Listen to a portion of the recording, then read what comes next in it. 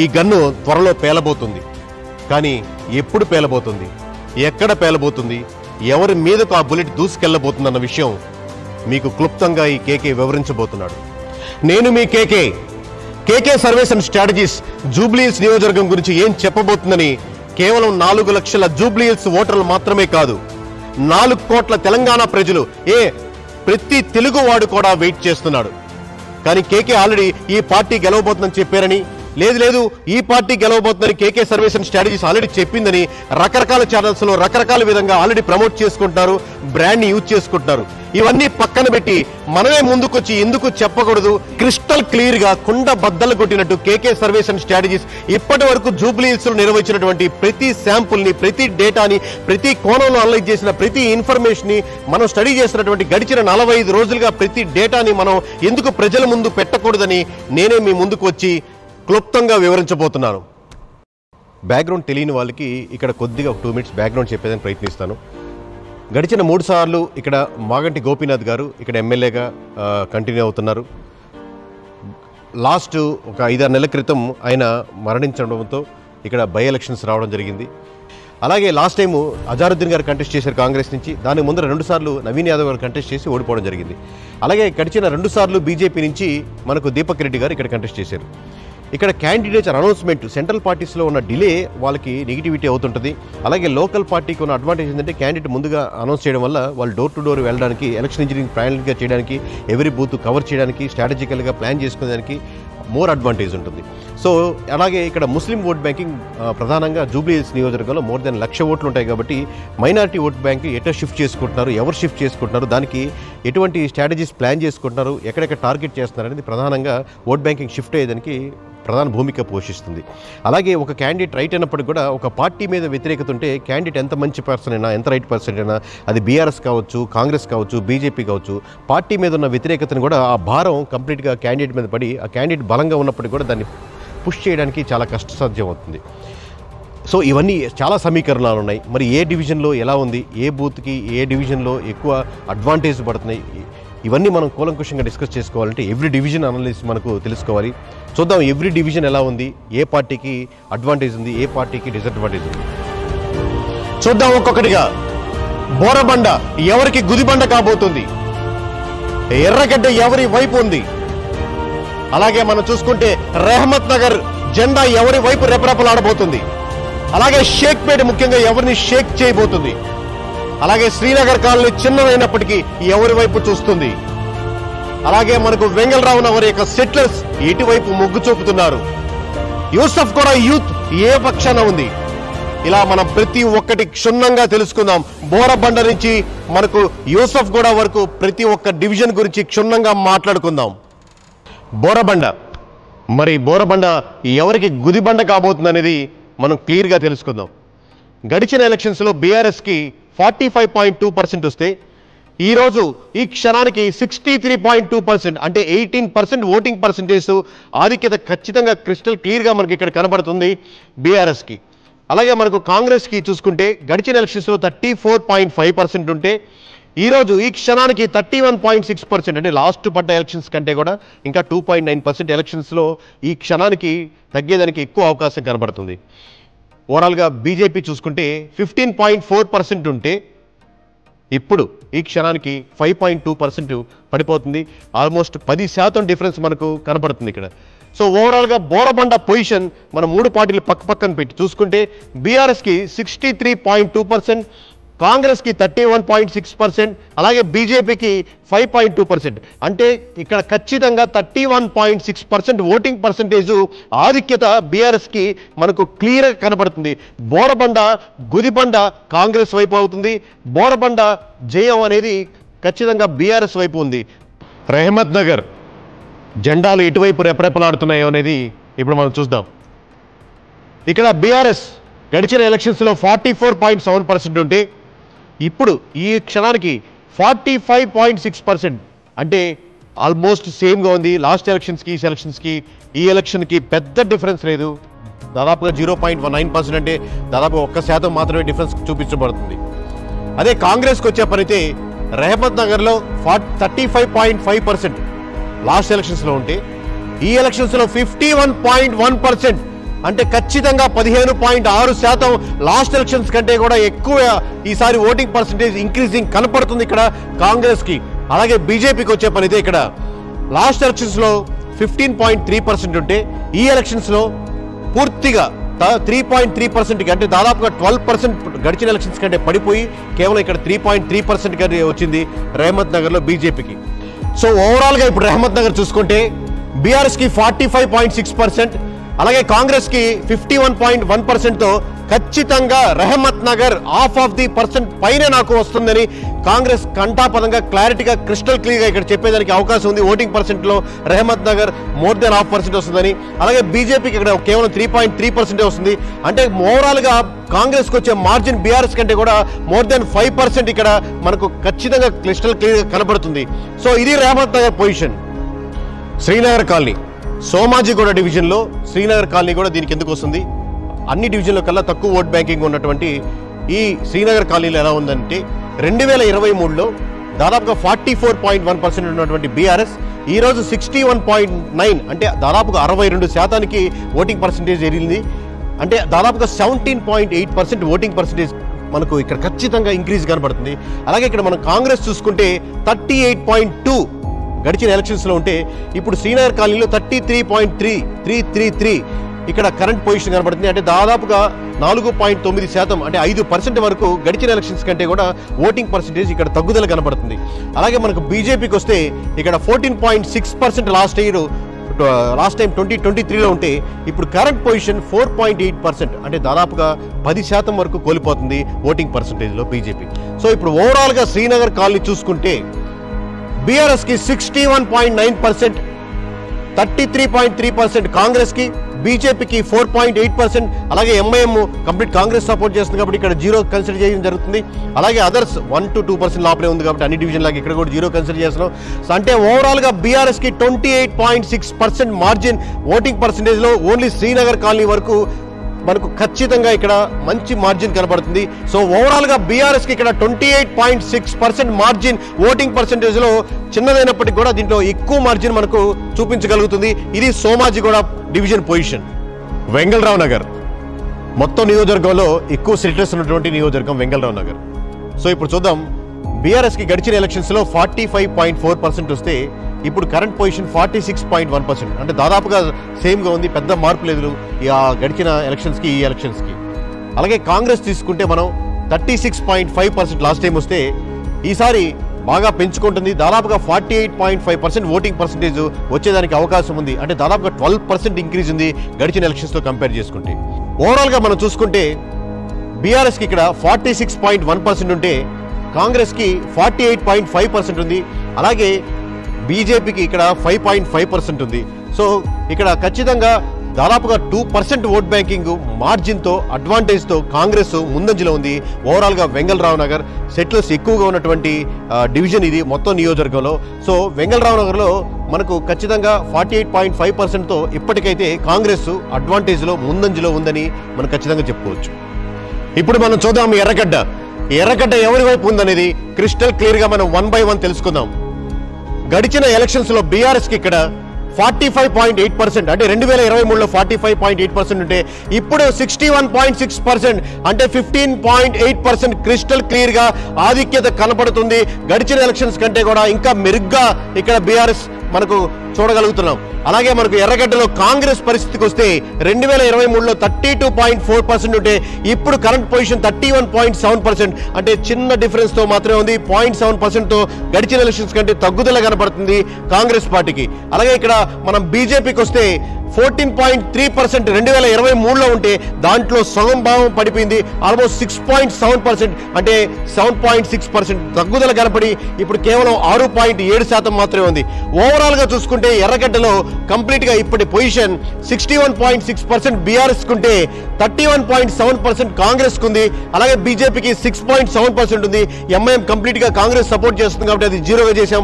అలాగే అదర్స్కి ఇక్కడ చాలా తక్కువ అంటే 2 నుంచి 1 లోపల వస్తుంది, ఎక్కువ మంది కంటెస్ట్ చేస్తున్నప్పటికీ దాన్ని మనం కన్సిడర్ చేయట్లేదు, తక్కువ శాతం ఉంది కాబట్టి. సో ఓవరాల్గా ఇక్కడ చూసుకుంటే సో 29.9% బీఆర్ఎస్కి క్రిస్టల్ క్లియర్గా ఇక్కడ మంచి మార్జిన్ కనబడుతుంది. ఈ ఎర్రగడ్డలో ఎవరి వైపు అనేది ఒకవైపే ఉన్నట్టు క్రిస్టల్ క్లియర్గా మనకు 61.6%తో బీఆర్ఎస్ క్రిస్టల్ క్లియర్గా మార్జిన్తో మంచి మార్జిన్తో ముందుకెళ్తుంది. షేక్పేట్ వైపు షేక్పేట్ మరి ఈసారి ఎవరిని షేక్ చేయబోతుందో మనం తెలుసుకుందాం. గడిచిన ఎలక్షన్స్లో 2023లో బీఆర్ఎస్కి 33.6% ఉంటే ఇప్పటి కరెంట్ పొజిషన్ 60.1%, 26.5% ఆధిక్యత మనకు ఖచ్చితంగా ఇక్కడ కనబడుతుంది. ఇది చాలా అనూహ్య పరిణామం, ఎందుకంటే షేక్పేట్లో ఈ విధంగా రావడం అనేది మొట్టమొదటిసారి రాబోతుంది. అలాగే కాంగ్రెస్కి 2023లో 37.1% ఉంటే ఈసారి కరెంట్ పొజిషన్ 33% ఉంది. ఇక్కడ ఖచ్చితంగా నేను ఒక విషయం ఎక్స్ప్లెయిన్ చేయాలి. 45 డేస్ బ్యాక్ మేము ఇక్కడ మొదలుపెట్టినప్పుడు డేటాను అనలైజ్ చేస్తున్నప్పుడు ప్రీవియస్ డేటా మేము అబ్జర్వ్ చేసినప్పుడు ఖచ్చితంగా షేక్పేట్ బీఆర్ఎస్ కంటే ముందంజలో ఉంటుంది అన్న ఆలోచనతో అన్న దృక్పథంతో మొదలుపెట్టాం. ఇంకొకటి ఏంటంటే ఎంఐఎం కూడా కంప్లీట్గా సపోర్ట్ చేస్తుంది కాబట్టి ఖచ్చితంగా షేక్పేట్ మటుకు బీఆర్ఎస్ కంటే చాలా ఎక్కువ లీడ్లో ఉంటుంది అనుకున్నాం. బట్ ఓవరాల్గా డేటా ఎవ్రీడే అబ్జర్వ్ చేస్తున్నప్పుడు మీకు ఓవరాల్ కన్సాలిడేట్ చేసినప్పుడు 2023తో పోల్చినప్పటికీ 33% ఈరోజు పొజిషన్ ఉందంటే అంటే దాదాపుగా 4.1% ఇంకా తగ్గుదల కనబడుతుంది. ఏది ఈవెన్ ఎంఐఎం సపోర్ట్ చేస్తున్నప్పటికీ కూడా సో కంప్లీట్గా ఆ ఓట్ బ్యాంకింగ్ ఏదైతే ఉందో సపోర్ట్ చేస్తున్నప్పుడు కూడా అది బీఆర్ఎస్కే కన్వర్ట్ చేసుకుంటుంది అని మనకు క్లారిటీగా ఇక్కడ కనబడుతుంది. అలాగే మనం చూసుకుందాం బీజేపీ వైపు. బీజేపీ 2023లో 15.9% ఇక్కడ కనపడుతుంది.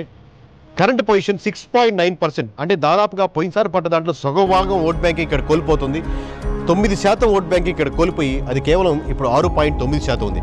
సో ఓవరాల్గా షేక్పేట్ మనం చూసుకుంటే బీఆర్ఎస్ కంప్లీట్గా ఇక్కడ మెజారిటీ చూపిస్తుంది. 60.1%తో 60.1%తో మెజారిటీ చూపిస్తుంది. అలాగే కాంగ్రెస్ కేవలం ఇక్కడ 33%తో ఆగిపోతుంది. అలాగే బీజేపీ ఇక్కడ 6.9%తో ఉంది. అలాగే ఇక్కడ ఎంఐఎం కంప్లీట్గా కాంగ్రెస్ సపోర్ట్ చేస్తుంది కాబట్టి అది కన్సిడర్ చేయట్లేదు.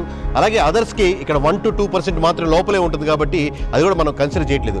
సో ఓవరాల్గా చూసుకుంటే ఇది షేక్పేట్ 27.1%తో బీఆర్ఎస్ క్రిస్టల్ క్లియర్ మార్జిన్ కనబడుతుంది. 60.1%తో షేక్పేట్ని షేక్ చేస్తుంది. యూసఫ్గూడలో యూత్ ఎక్కువ ఉంటారు. సో మొత్తం యూసఫ్గూడ ఎటువైపు మలుతుందో మనం చూద్దాం. గడిచిన ఎలక్షన్స్లో 2023లో 46% యూసఫ్గూడలో ఓటింగ్ పర్సెంటేజ్ ఉంటే కేవలం 1% పెంచుకొని ఇప్పుడు దాదాపుగా 47.1% మాత్రమే బీఆర్ఎస్ ఇక్కడ ఓటింగ్ పర్సెంటేజ్ పెంచుకోగలుగుతుంది. అలాగే మనం కాంగ్రెస్ చూసుకోగలిగితే 2023లో 35.7% ఉంటే ఇప్పుడు దాదాపుగా 45.5%, అంటే 9.8%, అంటే ఓవరాల్గా చూసుకుంటే 10% ఎక్కువ లాస్ట్ ఎలక్షన్స్ కంటే ఈసారి యూసఫ్గూడలో మనకు కనపడుతుంది. అంటే యూసఫ్గూడలో కొంచెం కాంగ్రెస్ వైపు ఎక్కువ మలుతున్నారని ఆలోచిస్తున్నారని చూస్తున్నారని మనకు తెలియపరుస్తున్నారు. అలాగే మనకు బీజేపీ చూసుకుంటే 2023లో 14.2%, దాదాపు 15% వరకు ఉన్నది సగం పడిపోయి దాదాపు 7% వరకు పడిపోయింది. అంటే కరెంట్ పొజిషన్స్ ఓన్లీ 7.4 దగ్గర ఆగింది బీజేపీకి ఇక్కడ. ఇప్పుడు ఓవరాల్గా యూసఫ్గూడ చూసుకుంటే కరెంట్ పొజిషన్ 47%తో బీఆర్ఎస్ ఉంటే 45.5%తో కాంగ్రెస్ ఉంటే 7.4%తో బీజేపీ ఉంది.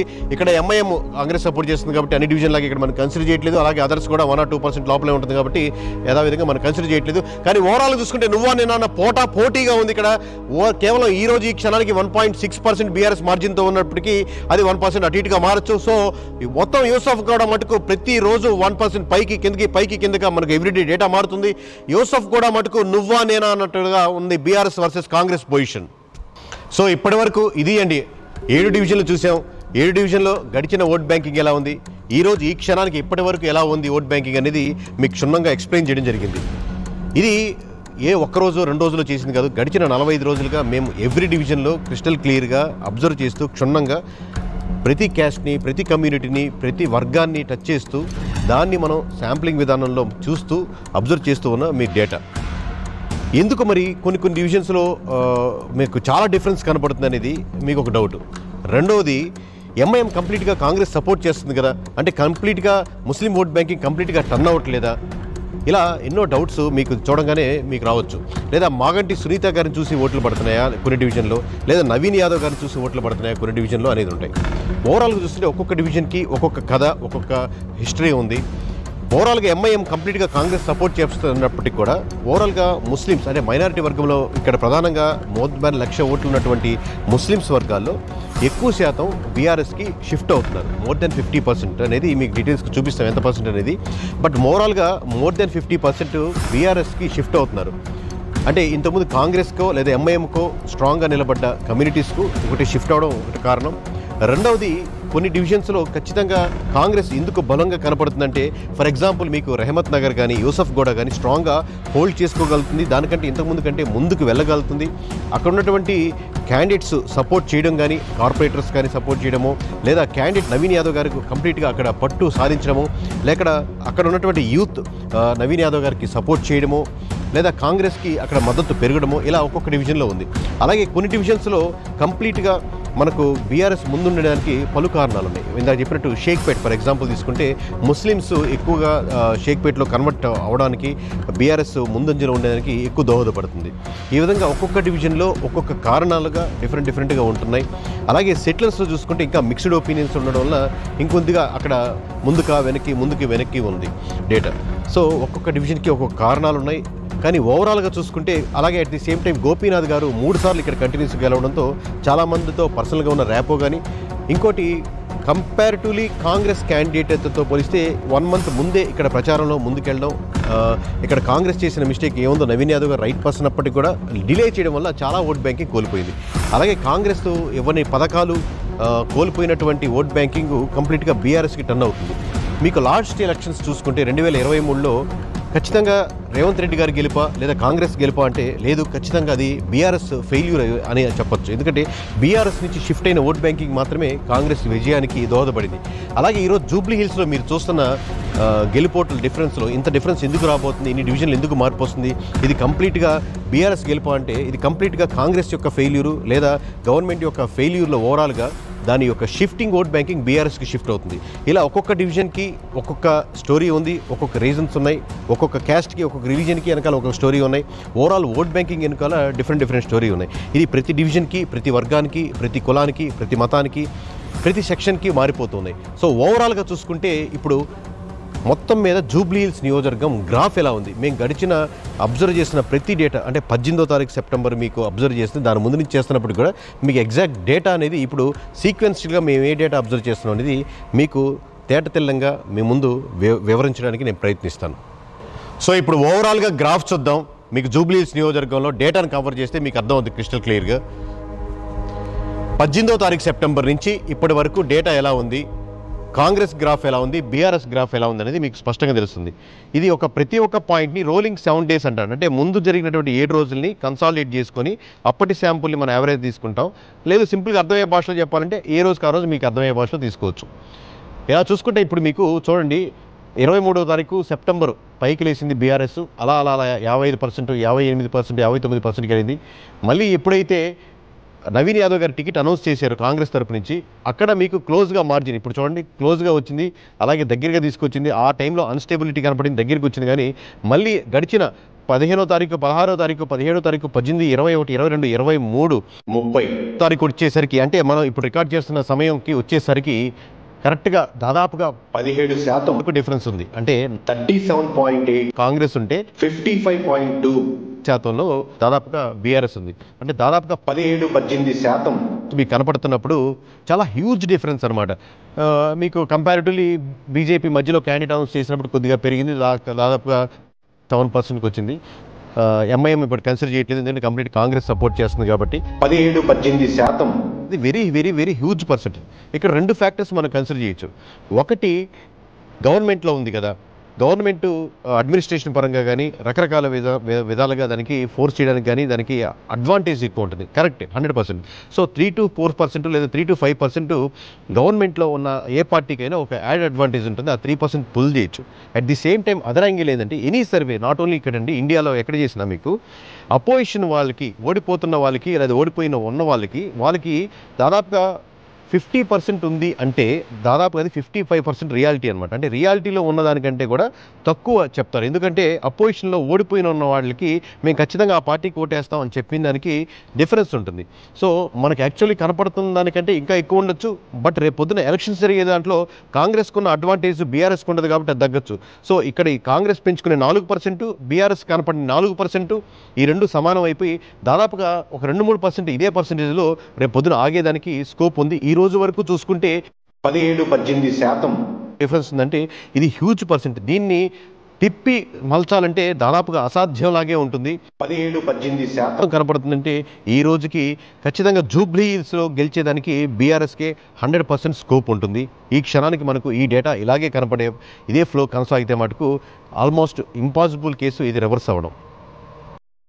సో ఓవరాల్గా ఇదండి జూబ్లీహిల్స్ కేకే సర్వేస్ అండ్ స్ట్రాటజీస్గా ఫైనల్ నెంబర్స్ మీ ముందు పెట్టడం జరిగింది. ఎక్కడెక్కడో ఎవరెవరో మన డేటాని లేకపోతే ఈ విధంగా ఉండొచ్చేమో చెప్పడం, లేకపోతే వేరే దాని గురించి అనలైజ్ చేయడం కాకుండా మేమే మీ ముందుకు వచ్చి ఇప్పటి వరకు మేము అబ్జర్వ్ చేస్తున్నటువంటి డేటా ఇది. సో కంప్లీట్గా ఇప్పుడు 12-13% క్రిస్టల్ క్లియర్గా మనకు క్లారిటీగా స్పష్టంగా బీఆర్ఎస్కి మెజారిటీ కనబడుతుంది అనేది మన డేటా డివిజన్ల వారీగా, సెక్షన్ల వారీగా దాని బ్యాక్గ్రౌండ్ ఏంటి ప్రతి ఒక్కటి మీ ముందు పరచడం జరిగింది, వెల్లపరచడం జరిగింది. So credibility is very important for any organisation. ఒక్క అడుగు ముందుకు కానీ ఒక్క అడుగు వెనక్కి కానీ ఎవరో ఫోర్సుల వల్ల కానీ లేకపోతే ఎవరో బెదిరింపుల వల్ల కానీ ఎవరో బుజ్జగించడం వల్ల కానీ కేకే సర్వీస్ అండ్ స్ట్రాటజీస్ ఎప్పుడు తీసుకోదు. 0.0001% కూడా మార్చమంటే ప్రాణం పోయినా మార్చే పరిస్థితి లేదు. మీ ముందు తేట తెల్లంగా ఇప్పటి వరకు మా దగ్గర ఉన్న డేటాని వ్యక్తపరిచాం. ఇప్పుడే కాదు, ఇంతకు ముందైనా కానీ రేపైనా కానీ ఏం అనుకుంటున్నామో ఏం చేసామో అదే మీ ముందు పెడతాం. సైనింగ్ ఆఫ్, మీ కేకే.